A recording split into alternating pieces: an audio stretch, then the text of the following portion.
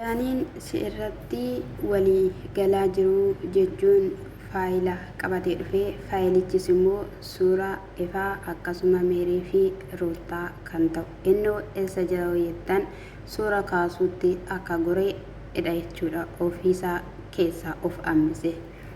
Ashamaa akkam jirtu hordoftoonni Qiddoo YouTube marti keessan siniin jecha kaleessa YouTube kiyyarraa afnaanii namni tokko dhufee maa baddinaan jettee na gaafatte galatoomi qaalii koo lammii koo baay'ee si jaalladha namni adda barbaacha qabaayii baganaa jiraattan siniin jechuu barbaada.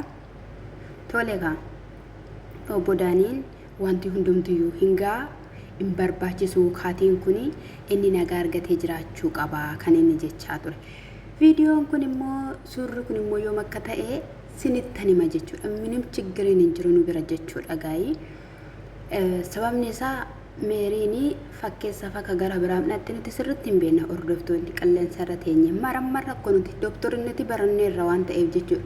Abiraam garuu jechuudha itti mani dhaga'uu shitolee jedha sabiraaniyyuu yeroo wayii immoo maal jedhee halkan muluu sa'aatii tokko holii na gorsaa bultee gaafa birri miliyoonii tokko kennamee fi haasawaadha kan inni ture jechuudha. Mannoo dammoo jechuudha Daanii amanuu mannaa jechuudha adurree jala aannan kaanii amanuu wayyaa jechuudha akka kiyyatti eeshiqa. Haa ta'u buziyyees akka waamee suura buziyyeetti akka herge beekamaadha. Buziyyeen immoo haalota jiran irraa kan ka'e amanteetti jechuudha. Dhugaadha akka amananis nama taasisa waan ta'eef gochaa ifaan hojjechaa jiru ruutaan akkasumallee meeriin jechuudha. Inni nama amansiisa jechuudha. Daaniinoo garee kam keessa jira? Daaniinoo eenyu? Kanas xinxaluun barbaachisaadha. Achi dhugaadha anaaf hin galle maaliif akkasan akkas gochaa jiranii isaaniifis immoo bilbileera hin dhufu. Anaan mana jedheenanii karaa kee kanan bilbilee fi karaa akka bilbiltuuf taasifna amna jedhanii yaadna dhufan egaa mushurroonni lamaan harka isaanii wal qabatanii haala kanadhaan dhufan jechuudha.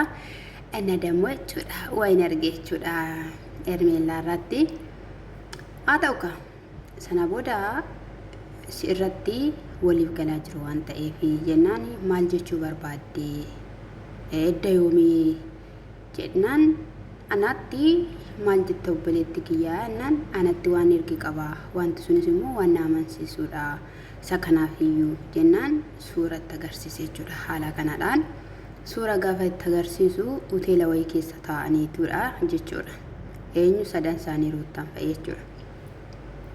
Yoomidhaa kuni Efreemiti jennaan Efreemidhaa jalqabattis immoo obboleessi kee maaliif akka jireenya kee jibbu anaaf hin galu jiruu kee maaliif akka jibbu naaf hin galleedhe eenyuun amansiisuu yaalee Abrahaamin amansiisuu yaalee jechuudha. Abrahaam iddoo sanatti ciccineenachaa ture iyyuu jechuudha. Yaada keessa galtee dhaggeeffachaa turte busiyyeenis akkasumallee Ermeellaanis yeroo kana keessatti kan ture miti jedheeni kana dura meerii fi ifaan akka wal arganii hin beennedha. Wanti kun ai jedhamu sanadhaan yoo idiitii ta'e isa biraan immoo ani gaaf kamiin shakke isinitti fakkaate gaafa meeriin ifaa faana Abrahaamin akka barbaadeetti taasooftee ifaa ofitti qabdee ushururuu jechuun barbaaddee gaafa sana walii galanii sadan isaanii yookiin immoo arfan isaanii hoteelatti walii galanii Daaniin akka nama shintibeetii dhaquu yookiin immoo akka nama iddoo wayii dhaquu ka'ee waan tokkoof naa ta'a boruuf naa ta'a jedhee sobee suura kaasee harkatti qabuu qabate. Kana duwwaan se'iin asin ruutaadhaan akka inni jechuudha faayila ishii qabu beekamaadha. Daanii jechuun waan tokko malee socho'u. Daanii jechuun maaliin siin jedha buufa dhugaan siniin jedha jechuudha. Otoo sin hin beekin sinidda. Kanaaf iyyuu kun amansiisaas miti amansiisaadhaas. Inni ni agarsiise Abrahaamii akka of eeggatuuf barbaachisaadha. Garuu immoo sin arfan keessaniyyuu wajjin hin jirtu. Abrahaamiif kun hin galle bakka uma gochuu hin dandeenyu. Ermeellaan akkoo of eeggadhu isaan sirratti daba hojjechaa jiru udha kan jedhan. Kana sababa kanaatiin immoo miidiyaan kun immoo yaan sochootee jechuudha. Viidiyoon ofiishaliin hojjetama waa baay'eetu jira jechuudha. Dasuunis kaleessa nagaa baqqaadhee boolee gaheera jechuudha. Boolee gahee qabamee deebi'ee jira. Yoo dhugum dhiira taateetta ta'e jechuudha. Yoo dhugum biyya Awurooppaa turteetta ta'e maa bilbilte ree boolee keessa dhaabbatte maa bilbilte viidiyoodhaaf bilbilte miti maan dhaqiin achuma Awurooppum sana geessee ani galeera Awurooppamaan jedhi fakkeessitoota sin akkoo birriidhaaf akkoo as kanatti akkoo ittiin caracabdu malee namni tokko ittiin keessan dhugaan waan hojjettan hin jirtan achi egaa iddatti agarsiisee maal jedhee Abrahaam seeraan hubatee ilaalee jedhee suurri immoo kan nama dhibu tokkum ta'e tokkitti ilaalaa gaama suurri kan biraan jiru tokkittiidha ittamantee taa'ennaan ittamaniira jettee buziyyeen maalidha meeriin lakkasan fana jechaa jirti reeyette immoo jechuudha yerfellaan eeyyuu wajjiniidhaan hojjechaa jirtiin sobdii ishinii sitti waan sitti fakkaattee itidha malee isaanii kan wal lolan viidiyoo irratti jechuu isaatiidha wadaaja kee taate akkamitti wadaaja kee ta'uu dandeesse ani miidiyaa kanarraa baduu nan danda'a dhugaa dubbadhee jedhe waan yaadadhennaan akkas jedhu gaafa inni Ruutaa yeroo wayii qabee konkolaataa keessa kaayee fudhatee badee Abrahaam sababa sanaan baay'eetti lollaan ifa manaa godhiitii addunyaa kanarraan bada yookiin immoo miidiyaa kanarraan bada jedheeni kan badu dhiisaati jechuudha eddasiyyuu waa meeqa waliin dha'ee waa meeqa balleessira jechuudha addaaniin jechuudha innaa homaa kun waan nama naasisuu hin qabu sijjammaat lachan keessan immoo warri mushurraa dheettan Hermeellaa fi Abrahaam iyyuu rakkoo guddaa qabdu simmataan keessan rakkoo guddaa qabdu mee waan fidanaa fidan maaliif bakka iddoo bilbilli isinii bilbilamee bakka namni iddoo garaagaraatti si waame maalidha namni maal si godhe bazaweeku lubbuu kan balleessan kana beektamatti waan tokko sirra waan qama kee miidhu waan jireenya kee miidhu sirraa hin taasisan akkatti viidiyoo sirraa waraabanii poostii godhanis si biraa deemu jechuudha elleenaa kee tuqanii asas garagaltee ittiin dhiphatta jechuudha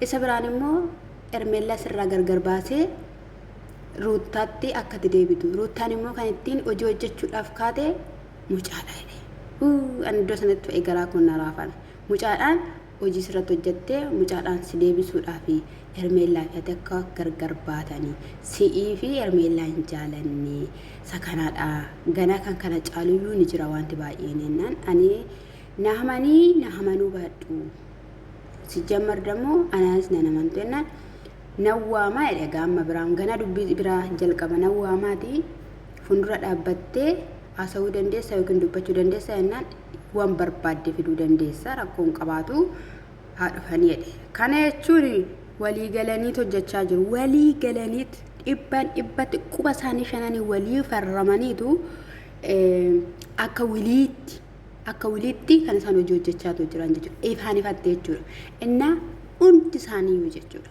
moonyin jaritti kana lamaanidha jechuudha Abrahaam utoo buziyyeen hanga yoonaatti wajjin dhaabbachuu baatteetti ta'e jechuudha yoo naqqaata waan tokko keessa galaayu jechuudha dhiiraan ta'u bakka si jamaar dhiiraan ta'u jabaateen dhaabbatu bakka daaniin eegada siniisisne har'a salaamii taatee kan nagaadha wajjin dhaabattee haasoftu waa meeqame sinirratti mee taasisaa mee jiru fagaadhurraa bakka gaafatti fagaattee gaafa ta'uu dandeesse koo hundiyyuu si dhiisa atoo jala kaattaa akkamittiidhaan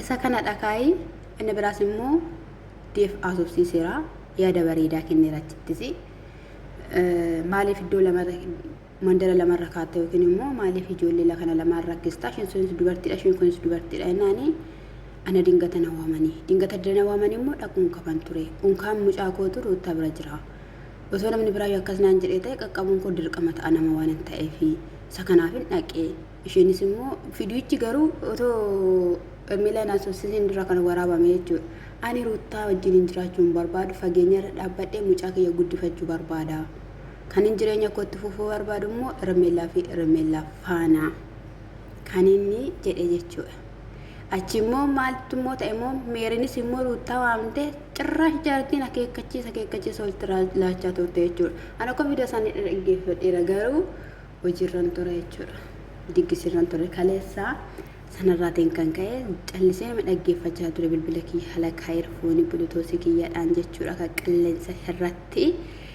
innaa akkam waansaa dassuun boolee bu'aa ati shurrubbaa kee shaashaa goota maa dassita yoo dhumile Ruutaan jechuudha ol baatee irratti wanii ta'uu baattu yoo dassitaa fi Ruutaa waliin jiraatan maal jette jira Xoorinnatiin immoo ganaadha. Innumti Ermeellumtii fi Abiraam gidduutti iyyuu wanti baay'een gana hin uumamu. Hin argitu gudii. Wanti akkatti callisamee afamu hin jiru. Kutatee ka'eera waan ta'eef ciniinnatee aminaan guutamee ka'eera waan ta'eef jechuudha. Obboleessi isaa jechuudha. Isa macaafa qulqulluurra raawwachuuf jira ifaan sijjamaara jechuudha. Inni dammoo kaleessa Kaaleeb naasofsiisaa ture.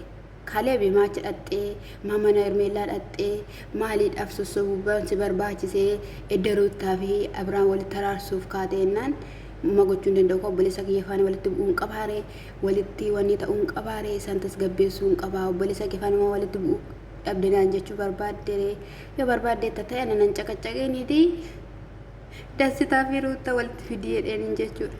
Qoani kan hin jedhu yoo Abiraam tole jedhe Ruuttaa fi Abiraam walitti deebisu.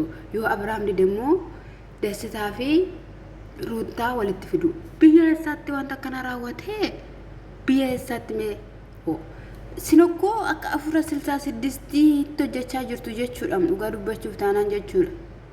Akka afuuraatti jechuudha. Gaa'elli kan hin beeku abbaa filata yeroo ammaa. Abbaatu itti amanee abbaatu jaalatee gaa'ela isaa heegala malee yoo kun dide kanatti ta'a yoo sun ta'e sanatti ta'a. Maal xaafii gabaa keessaa filattan seetamuu gaa'ela. Gaa'elli koo kabajamaadha. Nama ajaa'ibdu dhugaa dubbachuuf taanaani.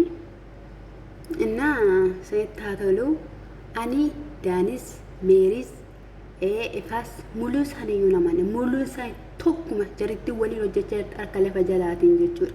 Dheengadammoo maal jedhe dhiifama maaliif gaafatte hadhi inni maaliif sin gaafanne fakkeenyaaf immoo wantoota garaagaraa ifaan akka godhuun barbaadu Daanii ofiisaatiif hojjechaa agarsiisu barbaada. Ofiisaatiidhaaf waan hundumayyuu raawwachuu qaba jechuudha. Akka isaatti jechuudha.